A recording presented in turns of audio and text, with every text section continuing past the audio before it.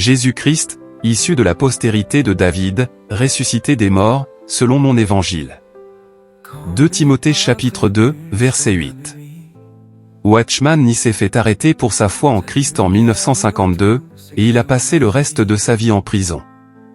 Il est mort dans sa cellule le 30 mai 1972. Lorsque sa nièce est venue récupérer ses quelques biens, on lui a remis une vieille feuille de papier que son gardien avait trouvée près de son lit. On pouvait y lire le témoignage de sa vie. Christ est le Fils de Dieu, qui est mort pour la rédemption des péchés et qui est ressuscité 3 jours plus tard. Voilà la plus grande vérité de tout l'univers. Je meurs en raison de ma foi en Christ. Watchman Nee. Selon la tradition, l'apôtre Paul est également mort en martyr pour sa foi en Christ.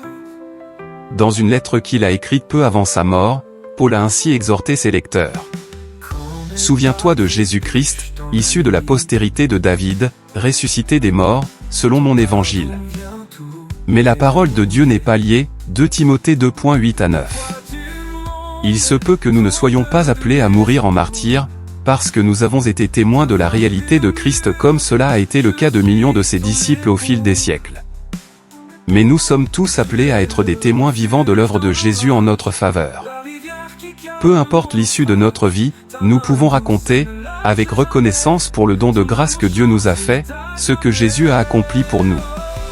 Laissez votre vie, ainsi que vos lèvres, parler pour Christ.